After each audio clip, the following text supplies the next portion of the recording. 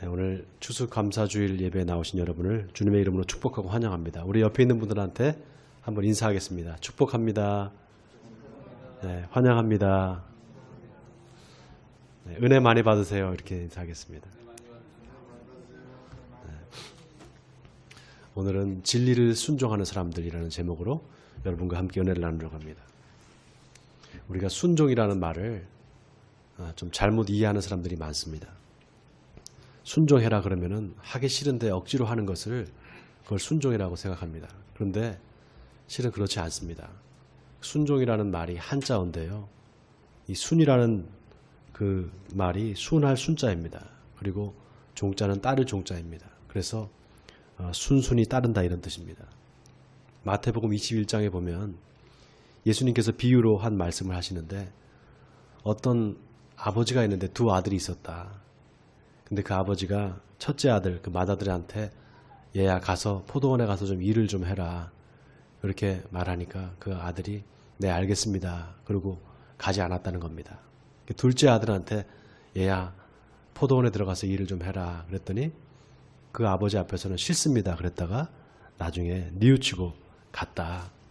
자, 그 두 아들 중에 누가 아버지의 뜻대로 하였느냐 이렇게 예수님께서 물어보시죠. 여러분 그 비유가 바로 순종에 대한 이야기입니다. 다시 말해서 순종은 내 마음에서 우러나야만 할 수 있다 그런 것입니다. 또 순종은 말이 아니라 행동이다 라는 것입니다. 그 행동이라는 것은 뭐냐? 내 뜻대로 하는 것이 아니라 아버지의 뜻대로 하는 것입니다. 그래서 예수님께서 누구든지 주여 주여 하는 자마다 다 천국에 들어갈 것이 아니요 오직 아버지의 뜻대로 행하는 자라야 들어간다 이렇게 말씀하십니다. 그래서 순종이 중요합니다. 오늘 베드로전서 강의 세 번째 시간인데요. 베드로전서가 왜 중요한가? 바로 이 구원에 대해서 이야기하기 때문에 중요하다 이렇게 말씀드렸습니다. 한 가지 놀라운 사실은 이 베드로와 바울이 똑같이 구원에 대해서 이야기합니다. 그런데 바울은 믿음을 강조합니다. 그래서 믿음으로 구원을 얻는다 이렇게 말합니다. 그런데 이 베드로는 순종을 강조합니다. 근데 사실 이 두 개가 같은 말이거든요. 근데 뉘앙스가 좀 다릅니다. 믿음과 순종은 마치 원인과 결과와 같이 그런 구조로 되어 있습니다. 그러니까 믿음이 있어야 순종하게 됩니다. 그래서 참 믿음은 반드시 순종을 낳게 되어 있습니다. 제가 구원받지 못할 사람과 구원받을 사람이 특징이 있다고 그랬잖아요. 우리가 구원받을 사람, 구원받지 못할 사람을 판단할 수는 없지만 어렴풋하게 그거 알 수 있다고 그랬잖아요. 어떻게 알 수 있다고 그랬습니까? 구원받을 사람은 복음을 들을 때 순종합니다. 근데 구원받지 못할 사람은 복음을 들을 때 순종하지 않습니다. 제가 직장 생활할 때인데요. 제 밑에 이제 과장이 있었습니다. 그런데 이 과장이 중국에서 대학을 나왔는데 중국에서 법대를 나왔어요. 그래서 중국말을 아주 잘하는 친구였는데 이 친구가 예수를 믿지 않았습니다. 근데 제가 이제 그 친구하고 같이 해외 출장을 다니고 또 국내 출장도 많이 갔었어요. 근데 출장을 가면 같이 이제 보내는 시간이 많잖아요. 근데 그때까지만 해도 출장을 가면 출장비를 아끼려고 이제 방을 이제 여관을 잡으면은 방 하나를 잡아서 같이 썼습니다. 옛날에는 그런 게 하나도 이상하지 않은데 지금은 이제 남자들끼리 한 방을 쓴다 그러면 좀 이상하게 생각하는 시대가 됐잖아요. 아무튼 그렇게 해서 같이 있다 보니까 같이 있는 시간이 많다 보니까 제가 그 시간마다 출장 갈 때마다 그 친구한테 예수 그리스도의 복음을 전했습니다. 지금도 그렇지만 옛날에도 제가 이제 성경 이야기를 시작하면은 끝이 나질 않았어요.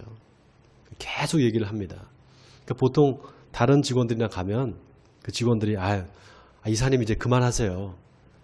됐어요. 이제 이렇게 할 때까지 제가 하는데 아무튼 그 친구한테 복음을 전하면 근데 이상하게 그 친구는 싫다는 소리를 안 하고 계속해서 잘 듣더라고요. 저도 신나서 이제 얘기를 많이 했죠. 근데 하루는 이제 그 친구하고 같이 출장을 가서 방 하나를 이제 잡아서 같이 이제 모텔에서 잠을 자게 됐습니다. 근데 이제 밤에 잠을 자고 아침에 일어나는데 그 이제 과장이 저한테 이사님 괜찮으세요? 그래요. 그래서 왜 그러냐 그랬더니 어제 이사님이 기억 안 나세요? 그래요. 그래서 기억 안 난다 그랬더니 제가 자면서 예수 이름으로 명하노니 사탄아 물러가라. 사탄아 물러가라. 계속 그렇게 하더라는 거예요. 제가 아마 꿈을 꿨는 것 같아요. 가위 눌리는 꿈을 꿨는데 아마 뭐가 이렇게 오니까 나사렛 예수의 이름으로 명하노니 사탄아 물러가라 이렇게 계속 외쳤던 거죠. 아마 그런 일이 있었는데 그러고 나서 이제 그 친구가 회사를 그만두고 다른 회사로 갔습니다. 그래서 한참 동안 연락이 안 됐어요. 그러다가 어느 날 갑자기 저한테 전화가 왔습니다. 근데 받아보니까 그 친구예요. 저한테 이사님 저 예수님 만났어요. 예수님이 정말 있더라고요. 그러면서 저한테 예수님 만난 거 우리 이사님 덕분이에요. 진짜 예수님이 계시더라고요. 그러면서 너무 기뻐서 저한테 전화를 하는 거였습니다. 그러니까 감사하다는 거죠. 여러분 주변에 혹시 내가 저 사람은 전도하면 저 사람한테 전도하면 저 사람이 아마 싫어할 것 같아. 아마 저 사람 전도 안 될 거야. 여러분 그렇게 생각하시죠? 그런데 사람이 때가 있다 그러잖아요. 근데 그 때는 우리가 결정하는 때가 아닙니다. 하나님이 정하신 때가 있습니다. 그래서 어제 내가 복음을 전했을 때 듣기 싫어했던 사람이 오늘 하나님께서 그 마음을 바꿔주셔서 그 복음을 들을 수 있는 길을 주실 수도 있습니다. 그래서 사도 바울은 내가 복음을 부끄러워하지 아니하노니 이 복음은 모든 믿는 자에게 구원을 주시는 하나님의 능력이 됨이라 이렇게 말했습니다. 여러분 때를 얻든지 못 얻든지 부지런히 복음을 전하시는 여러분 되시기 바랍니다. 그 다음은 하나님께 맡기시면 됩니다. 가랑비에 옷 젖는다는 말이 있죠. 계속해서 전하다 보면 언젠가는 하나님이 그 사람의 마음을 열어주십니다. 그래서 듣게 해주십니다. 그러면 복음이 그 속에 들어가면 그 복음에는 하나님의 의가 있습니다. 그래서 하나님의 의가 역사하기 때문에 믿지 않는 사람이라도 또 순종하지 않았던 사람이라도 그 사람의 귀를 열어서 하나님의 말씀을 순종하게 하게 만드십니다. 어떤 집사님이 믿지 않는 남편을 위해서 계속해서 기도를 했대요. 금식 기도하면서 남편을 위해서 기도했는데 도무지 그 남편이 교회 가자 그러면 싫다고 안 간다고 그랬답니다. 몇 년을 그렇게 그래도 끊임없이 그 여자 집사님이 기도를 했는데 어느 날 그 남편이 교회 가자 그러더래요. 주일인데.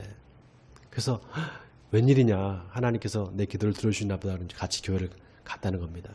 근데 그날따라 창세기 5장을 목사님이 설교를 하시더래요. 창세기 5장에 보면은 아담의 계보가 나오거든요. 그래서 누가 누구를 낳고 죽었다. 누가 누구를 낳고 죽었다. 계속 그 얘기가 계속 나오는 겁니다. 그러니까 목사님이 이제 설교를 하시는데 들어보니까 자기가 들어도 이게 별로 은혜가 안 되더라는 거예요. 계속 죽었다는 얘기만 하니까. 그래서 아이고 큰일 났다. 이제 틀렸구나. 이제 이 사람 다시는 교회 안 나오겠다. 그렇게 생각했다는 거예요. 근데 예배가 끝난 다음에 그 남편이 나 은혜 받았다고 그러더라는 겁니다. 그래서 어떻게 은혜를 받았냐 했더니 사람이 언젠가는 다 죽는구나. 그래서 나도 죽기 전에 예수를 믿고 죽어야 되겠다. 그런 생각이 확 들어오더라는 겁니다. 여러분 그 말씀에 그 누가 누구를 낳고 죽었다. 그 말씀에 은혜를 받을지 누가 알았겠습니까? 여러분 하나님은 우리가 생각할 수 없는 놀라운 방법으로 역사를 하십니다. 그래서 우리가 절대로 하나님보다 먼저 앞서가면 안 됩니다. 저 사람은 안 될 거야. 이렇게 판단하지 말라는 겁니다. 여러분 베드로가 말이죠. 일자 무식한 사람이지 않습니까? 갈릴리 어부 출신인데 얼마나 많이 배웠겠습니까? 배우지도 제대로 못했죠. 그런데 베드로가 쓴 이 편지를 보세요. 베드로 전서와 후서, 비록 실로아나를 통해서 대피를 했지만 이 성경을 읽어보면 참으로 놀랍습니다. 그리고 하나님의 권위가 느껴집니다. 또 사도행전 2장에 보면 베드로가 그 예루살렘 성전 앞에 가서 이제 설교를 합니다. 그래서 이제 베드로의 설교문이 사도행전 2장에 보면 다 나와 있습니다. 그 성경을 여러분 읽어보시면 사도행전 2장을 보시면 베드로가 그 설교를 하는데 구약의 요엘서부터 시작해서 시편을 줄줄줄 끼면서 구약을 다 이렇게 끼워서 설교를 아주 기가 막힌 설교를 합니다. 그러니까 성령을 받고 나니까 그 성령의 인도하심을 따라서 성경이 쭉 꿰지는 겁니다. 성경을 깨닫게 되는 것입니다. 그러니까 사람들이 그걸 보면서 저 사람이 무식한 사람인 줄 알았는데 어떻게 저렇게 놀라운 설교를 할 수 있냐 깜짝 놀랍니다. 한마디로 베드로는 성령을 받고 나서 영적인 눈이 띄어진 것입니다. 여러분 성경을 볼 때 읽어봐도 잘 모르겠다. 이게 무슨 뜻인지 잘 모르겠다. 그리고 보통 포기를 합니다. 근데 여러분 포기하지 마시기 바랍니다. 포기하면 안 됩니다. 몰라도 계속 성경을 읽다 보면 성령이 거기에 임합니다. 그래서 깨닫게 해주십니다. 성령이 하는 역할이 여러분 다른 게 아닙니다. 우리가 이제 어떤 집회에 가서 부흥회에 가서 안수를 받으면 막 뒤로 쓰러지잖아요. 그러니까 손을 대면 막 뒤로 쓰러지는 걸 본단 말이죠. 그러면 그게 성령의 역사다 그렇게 생각하죠. 그럴 수도 있습니다. 그런데 그 다음이 어떻게 되는가가 중요합니다. 그렇게 그 사람이 쓰러진 다음에 어떻게 되는가 그 다음이 중요합니다. 그게 정말 성령의 역사였다면 그 다음엔 자꾸 성경이 보고 싶어집니다. 그런데 그게 아니다 그러면 그건 성령의 역사가 아닌 것입니다. 왜냐하면 성령은 진리의 영이기 때문입니다. 그래서 성령이 임하면 자꾸 이 진리가 궁금해집니다. 다시 말해서 성경이 읽고 싶다 이 말입니다. 그게 성령의 역사입니다. 그러니까 교회에서 성령 받아라 또 성령 충만을 받아라 이렇게 얘기하는 이유가 뭔가 하면은 성령이 아니면 하나님의 뜻을 알 수가 없기 때문입니다. 하나님의 뜻을 알 수 없다는 건 뭐냐? 성경이 읽어도 읽혀지지 않는다는 겁니다. 무슨 뜻인지 모른다는 겁니다. 그러면 어떻게 되는가? 하나님의 인도하심을 받을 수가 없습니다. 여러분 성경은 역사 이야기가 아닙니다. 과거 역사가 아닙니다. 성경을 통해서 하나님께서 지금 나에게 말씀하고 계십니다. 하나님한테는 과거, 현재, 미래가 따로 없습니다. 오직 하나님께는 현재만 있습니다. 왜냐하면 하나님은 영원한 분이시기 때문에 그렇습니다. 그래서 하나님께서 지금 이 성경을 통해서 나에게 뭘 말씀하고 계시는가 거기에 귀를 기울여야 됩니다. 그러려면 어떻게 되는가? 우리한테 들을 귀가 있어야 됩니다. 그 들을 귀가 있어야 된다. 그게 무슨 뜻인가? 바로 순종하는 마음이 있어야 된다 이 말입니다. 그래서 순종이 아주 중요합니다. 예를 들어서 성경을 읽는데 이거 그냥 사람이 쓴 거지 뭐 이렇게 생각하는 거하고 하나님의 말씀이다라고 생각하는 거하고 벌써 성경을 대하는 자세가 틀립니다.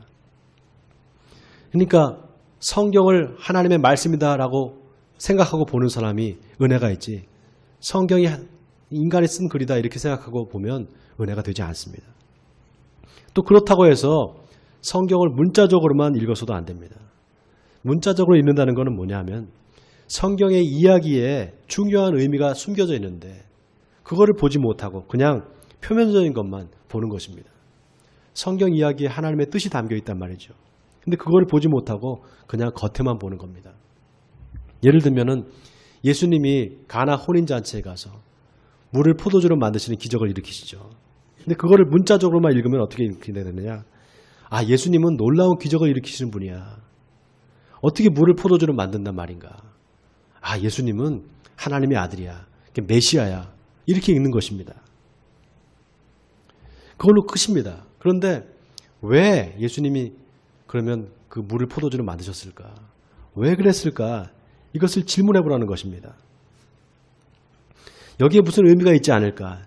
이 사건을 통해서 지금 하나님께서 나에게 뭘 말씀하시는가? 그걸 보라는 것입니다. 여러분, 이 포도주는 바로 피를 상징합니다.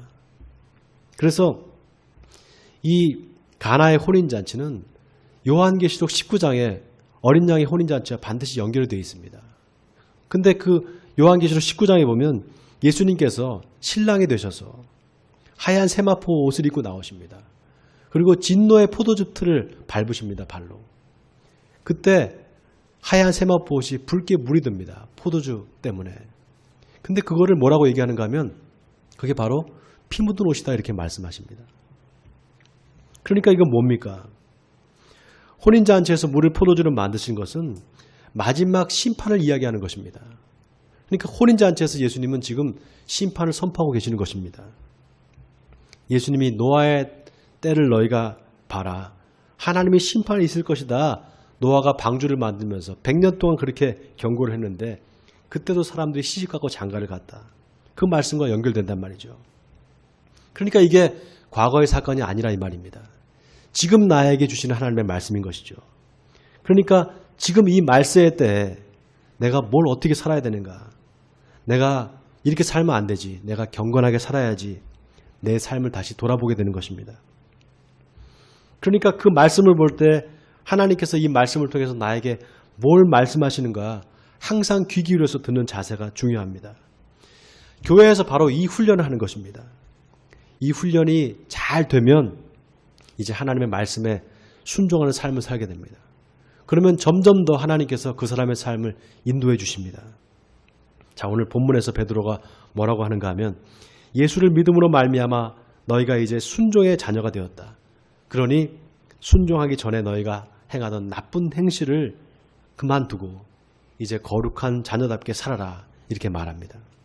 오늘 본문 14절에서 16절까지 우리 다 한번 같이 한 목소리를 읽겠습니다. 시작. 너희가 순종하는 자식처럼 전에 알지 못할 때에 따르던 너희 사역을 본받지 말고 오직 너희를 부르신 거룩한 이처럼 너희도 모든 행실에 거룩한 자가 되라. 기록되었을 때 내가 거룩하니 너희도 거룩할지어다 하셨느니라. 제가 몇 번 말씀드렸죠. 이 거룩이라는 단어가 사람한테 속한 단어가 아니라 하나님께 속한 단어다 이렇게 말씀드렸습니다. 그래서 내가 거룩하고 싶다고 거룩해지는 것이 아니라 그랬죠. 오직 하나님께서 나를 거룩하게 구별해 주셔야만 내가 거룩해질 수 있다고 그랬습니다. 그런 의미에서 저와 여러분들은 예수 믿는 저와 여러분들은 이미 거룩한 사람입니다. 왜냐하면 예수님이 십자가에서 우리의 죄를 다 없애주시고 그리고 우리를 구원해 주셨기 때문에 이제 우리가 거룩해진 사람들입니다. 그러니까 거룩한 삶이라는 것은 예수 믿는 사람들의 권리인 동시에 의무입니다. 여러분한테 의무만 있고 권리가 없다면 그거는 힘든 이야기입니다. 율법적이죠. 그런데 우리에게 권리가 있습니다. 그 권리가 뭔가 바로 하나님의 자녀로서의 권리입니다.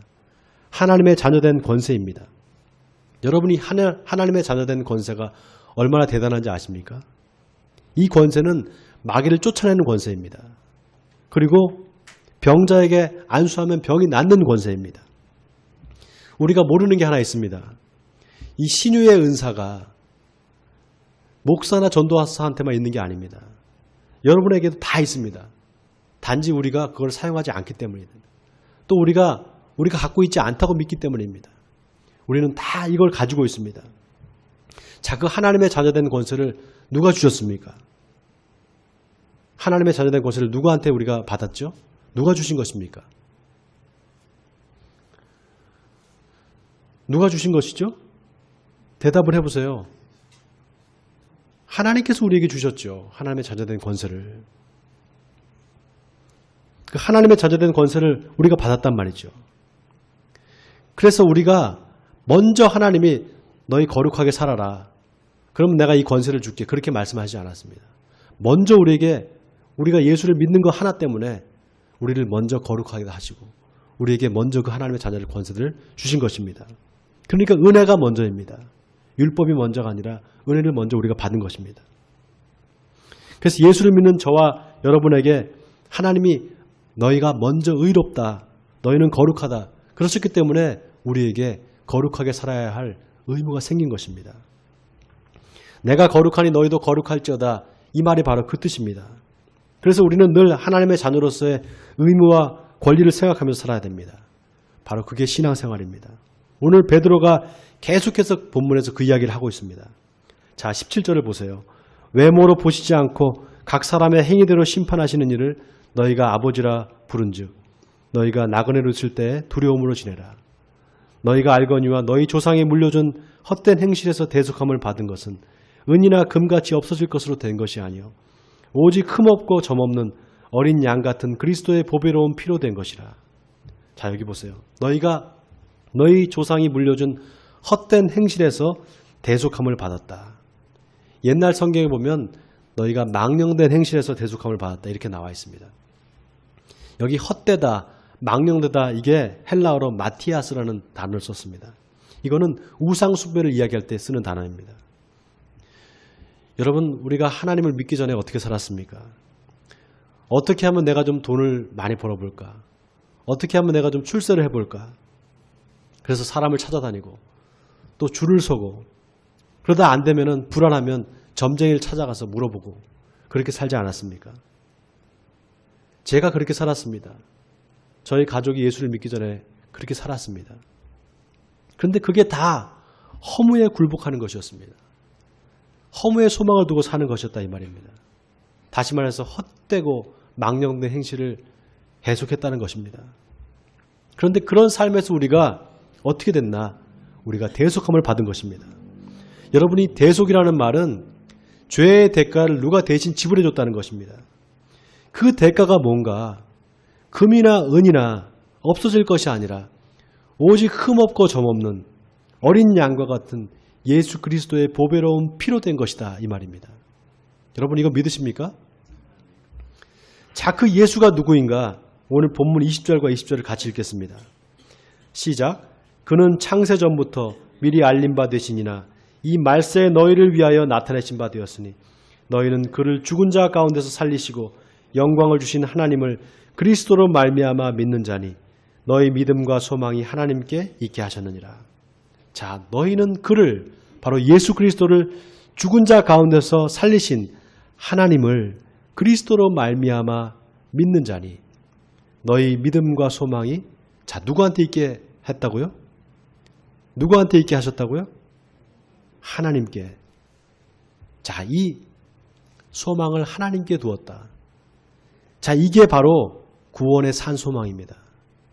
제가 말씀드렸죠. 살아있다. 그 산 소망이라는 게 뭐냐? 그 구원의 근거를 나한테 두는 것이 아니라 하나님께 두는 것이다 이렇게 말씀드렸습니다. 그 산 소망을 붙잡으면 결국 구원에 이르게 된다. 그렇게 말씀드렸죠. 자, 그럼 그렇게 구원에 이르게 되는데 그 구원에 이르는 그 산 소망을 붙잡으면 되는데 그 산 소망이 흔들릴 때가 있습니다. 그러면 어떻게 하라 그랬죠? 지난주에 제가 설교할 때 말씀드린 여러분 기억 안 나시죠? 그렇게 구원의 산 소망이 흔들릴 때가 우리에게 있습니다. 그러면 우리는 그때 어떻게 해야 되는가? 예수 그리스도의 십자가를 바라봐야 합니다. 십자가에서 보여주신 그 예수님의 사랑을 생각하면 우리의 마음이 흔들리지 않습니다. 우리의 믿음이 흔들리지 않는다 이 말입니다. 자, 그래서 예수를 믿는 사람은, 제가 또 말씀드렸죠. 예수를 믿는 사람은 예수를 사랑하는 사람을 절대로 따라가지 못한다. 이렇게 말씀드렸습니다. 여러분 기억하십니까? 제가 청년 시절에 예수님을 영접하고 나서 입만 열면 성경 이야기가 나왔습니다. 입만 열면 성경 구절이 나오는 거예요. 그리고 밤에 이제 자려고 눈을 감으면 계속 성경 구절이 떠오르는 거예요. 그래서 다시 일어나서 또 성경을 보다가 한 몇 시간 보다가 또 잠을 자고 그렇게 계속 한 1년을 그렇게 살았습니다. 그러니까 저를 처음 교회로 인도한 친구가 저보고 좀 미쳤다 그랬습니다. 근데 그 친구가 다 이제 믿는 집안이었어요. 아버지는 장로님이고 할아버님도 장로님이고 작은 아버님도 이제 목사님이고 그랬는데 그 친구가 하루는 저를 자기 집에 데려갔어요. 근데 자기 할아버님이 그때 당시에 90세가 넘으셨는데 장로님이셨습니다. 교회를 2개를 이제 세우신 분인데 저한테 이제 저를 이제 자기 친한 할아버지한테 이제 제가 소개를 하는 거예요. 그래서 할아버지, 얘가 제가 얘기했던 그 범선하는 친구인데 얘 예수에 미쳤어요, 얘가. 그러니까 그 할아버지 장로님이 저를 가만히 보시더니 한참을 보시더라고. 그러더니 뭐라 그러시냐면 다른 건 몰라도 예수에 미치는 건 괜찮다고. 예수에 잘 미쳤다고. 그렇게 말을 했습니다. 여러분 구원받으려고 너무 애쓰지 말라 그랬죠. 그냥 예수님 사랑하면 된다 그랬습니다. 그런데 그 사랑하는 것보다 더 확실한 게 뭔지 아십니까? 예수에 미치면 됩니다. 여러분 누굴 진짜 사랑해 보세요. 그 사람 없으면 안 됩니다. 그 사람이 없으면 미칩니다. 보고 싶어서 못 견딥니다. 지난주에 제가 혼자 여러분 영화 바울이라는 영화 혹시 보셨어요? 못 보셨죠? 여러분 한번 시간 나서 꼭 가서 보시면 좋겠습니다. 제가 혼자 지난주 금요일날 혼자 그 영화관에 가서 바울이라는 영화를 봤어요. 근데 그 영화의 맨 마지막 장면이 너무 인상적이라서 여러분들한테 한번 소개하려고 합니다. 그 맨 마지막에 이 사도 바울이 목이 잘려서 죽거든요. 나이가 많은 노인인데 이제 참수형을 당합니다. 목이 잘려서 죽는데 그 죽고 난 다음에 이제 성도들이 먼저 앞서간 성도들이 그러니까 바울이 핍박자였단 말이죠. 그래서 바울이 핍박한 사람들이 많았어요. 근데 그 사람들이 이제 다 나오는 겁니다. 환상 중에 나오면서 그 중에 이제 어린 소녀가 바울한테 막 달려와요. 그래서 바울한테 안깁니다. 모든 사람들이 이제 거기에는 스데반 집사도 있고 다 와서 이제 바울을 환대를 해줍니다. 그러니까 바울이 막 그 기쁨 속에 있는데 저 멀리 언덕에서 예수님이 이제 오시는 거예요. 바울을 맞으러 예수님이 오시는데 뒤에서 빛이 확 비치면서 흰 옷을 입으셨어요. 그런데 아주 젊었을 때의 그 예수님의 모습입니다. 근데 잠깐 비춰주고 말아요, 그냥. 그러고 그냥 영화가 끝이 납니다. 그래서 제가 그 영화를 보면서 아우 저 예수님 얼굴 좀 더 봤으면 좋겠는데 너무 그걸 더 보고 싶은데 그냥 거기서 끊쳐버리고 말아요. 이 영화가 끝나는데 제가 얼마나 눈물을 많이 흘렸는지요. 그 옆에 이제 앉아 계셨던 분들이 아마 교회에서 오신 집사님, 여자 집사님들 같아요. 단체로 오셨던 것 같은데 제 옆에 앉아서 계셨던 그 아마 여자 집사님인 것 같아요. 가방을 꺼내가지고 가방에서 이제 휴지를 2개를 꺼내서 이렇게 저한테 말없이 이렇게 주시더라고요. 제가 눈물을 닦고 이렇게 왔습니다. 여러분, 예수님 사랑하면, 예수님을 사랑하면은 우리는 구원받습니다. 예수님에 미치면 더더군다나 그럼 구원받겠죠. 원하기는 예수에 미치시는 여러분 되시기 바랍니다. 예수에 미쳐서 예수를 사랑하시는 여러분 되시기를 주님의 이름으로 축원드립니다. 자, 그 예수에 미친 사람의 특징이 뭔가? 사람들이 불쌍해집니다. 자기를 미워하고 자기를 싫어했던 사람을 볼 때 옛날에는 그 사람 미워 죽겠었는데 그 사람을 볼 때 긍휼한 마음이 생깁니다. 그리고 불쌍한 마음이 생깁니다. 제가 대학교 다닐 때 늘 저한테 시비를 거는 친구가 있었어요. 저랑 동갑인 친구인데 근데 제가 예수를 믿고 나서 사람이 완전히 변하다 보니까 또 학교를 가면 그 친구가 계속 저한테 시비를 걸었습니다. 하여튼 무슨 왜 그런지 모르겠어요. 잘 안 맞았었어요. 그 친구하고. 근데 또 시비를 걸길래 제가 그냥 그때 미안하다 그냥 그랬어요. 그 사람이 그 친구 얼굴 쳐다보면서. 근데 더 이상 그 친구가 이제 저한테 시비를 안 걸었습니다. 제가 동창 모임에 대학 동창 모임에 잘 안 나가는데 제 후배가 이제 동창 모임에 갔다가 온 이야기를 저한테 해주는데요. 그 친구가 나왔더래요. 그래서 제 후배가 형, 우리 범서 형 목사님 됐대. 그랬더니 그 친구가 그러더래요. 내가 그럴 줄 알았다. 그러더래요.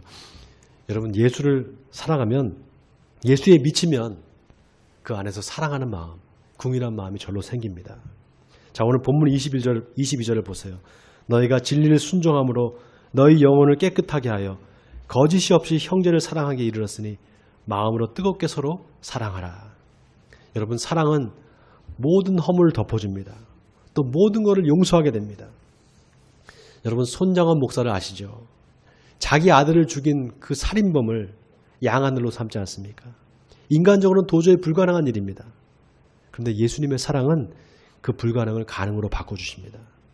요한일서 4장에서 사도 요한은 누구든지 하나님을 사랑하노라 하고 그 형제를 미워하면 이는 거짓말하는 자니 보는 바 그 형제를 사랑하지 아니하는 자는 보지 못하는 바 하나님을 사랑할 수 없느니라 이렇게 말했습니다. 여러분 우리가 예수 믿고 거듭났다는 게 뭡니까? 사람이 다시 태어나는 겁니다. 사랑을 받으려고만 했던 사람이 사랑을 주는 사람으로 바뀌는 것입니다. 술에 취해서 살던 사람이 도박에 미쳐서 살던 사람이 예수에 미친 사람으로 변하는 것입니다. 그게 어떻게 가능한가? 예수의 피가 우리를 대속했기 때문에 가능한 것입니다. 예수님의 피가 우리 안에 들어와서 이제 우리 몸속으로 흐르기 때문에 그것이 가능해지는 것입니다. 자, 오늘 본문 23절을 보십시오. 너희가 거듭난 것은 썩어질 씨로 된 것이 아니요 썩지 아니할 씨로 된 것이니 살아있고 항상 있는 하나님의 말씀으로 되었느니라. 여러분 이 말씀이 참 중요합니다. 너희가 거듭난 것이 썩어질 씨로 된 것이 아니라 썩지 아니할 씨로 된 것이다. 이 말이 무슨 말인가? 이게 부활에 대한 이야기를 하는 것입니다. 요한복음 12장 24절에서 예수님은 이렇게 말씀하셨습니다. 내가 진실로 진실로 너희에게 이르노니 한 알의 밀이 땅에 떨어져 죽지 아니하면 한 알 그대로 있고 죽으면 많은 열매를 맺느니라. 여러분, 씨가 죽어야지만 싹이 납니다. 사람도 마찬가지입니다. 사람이 죽지 않으면 부활할 수 없습니다. 죽어야만 다시 살아날 수 있습니다. 자, 그럼 여기 썩어질 씨는 뭐고 썩지 아니할 씨는 뭔가? 고린도전서 15장에서 사도 바울은 뭐라고 얘기하는가 하면 육체는 다 같은 육체가 아니다. 사람의 육체가 있고 짐승의 육체가 있고 새의 육체가 있는 것처럼 하늘에 속한 형체도 있고 땅에 속한 형체도 있다. 그래서 하늘에 속한 것의 영광이 따로 있고 땅에 속한 것의 영광이 따로 있다. 죽은 자의 부활도 그와 같으니 썩을 것으로 심고 썩지 아니할 것으로 다시 살며 육의 몸으로 심고 신령한 몸으로 다시 살아나니 육의 몸이 있은즉 또 영의 몸도 있느니라. 이렇게 말했습니다. 그러니까 여기 썩을 씨라는 건 뭐냐? 부활해서 심판받을 사람들을 이야기하는 것입니다. 그러니까 너희가 거듭난 것은 썩을 씨로 된 것이 아니다. 썩지 않을 씨로 된 것이다. 다시 말해서 너희가 죽겠지만 다시 부활할 것이다. 그래서 영원한 생명에 들어갈 것이다. 이 말입니다. 자, 그런데 보세요. 그러므로 모든 육체는 풀과 같고 그 모든 영광은 풀의 꽃과 같으니 풀은 마르고 꽃은 떨어지되 오직 주의 말씀은 세세토록 있도다 하였으니 너희에게 전한 복음이 곧 이 말씀이니라. 자, 오늘 설교의 결론입니다. 오직 하나님의 말씀만이 영원하다. 너희에게 전한 복음이 곧 이 말씀이다. 여러분, 하나님의 말씀이 영원하다는 걸 믿으십니까? 확실히 믿으십니까? 그 영원한 말씀을 믿는다는 것은 뭡니까? 그 영원한 말씀을 믿는다는 것은 바로 하나님의 약속을 믿는다는 것입니다. 여러분, 구약과 신약이 그 구약과 신약할 때 그 약자가 약속할 때 그 약자입니다. 그 구약 신약을 다 통틀어서 한마디로 요약하면 뭐냐? 너희가 예수 그리스도를 믿는다면, 너희가 예수를 믿으면 반드시 구원받고 영생할 거다, 이 말입니다. 제가 얼마 전에 사모랑 둘이 같이 산책을 하다가 저 이제 고봉산에 산책하러 올라가는 길에 이제 그 산들마을 사거리죠. 사거리에서 예수 천국 불신 지옥 이게 크게 붙여놓고 차에, 여러분 그런 차 보셨죠? 앞에 메가폰에 막 이렇게 방송하면서 예수 믿으세요 하는 그 예수 천국 불신 지옥 그 차가 이렇게 지나가는 거예요. 그러다가 횡단보도 앞에서 딱 섰어요. 저희가 횡단보도 지나가면서 딱 보는데 그 운전하시는 분이 저하고 눈이 딱 맞췄어요. 그래서 제가 손을 흔들어 줬습니다. 그랬더니 너무 좋아하시는 거예요, 그분이. 그러니까 여러분 그런 차 지나가면은 사람들이 보통 이렇게 좀 멸시를 하잖아요. 그리고 아유 혐오스럽다 그러고 뭐 욕하는 사람도 있습니다, 요즘에. 근데 그래서 그런지 제가 이렇게 반갑게 손을 흔들어 주니까 너무 좋아하는 거예요. 여러분 보세요. 근데 나중에 그런 차도 못 다니게 되는 그런 법이 생길 겁니다. 이제 우리나라에. 지금 그렇게 가고 있습니다. 그러니까 그런 차 지나가면요, 그냥 눈살 찌푸리지 마시고 그냥 가볍게 손인사라도 해주시기 바랍니다.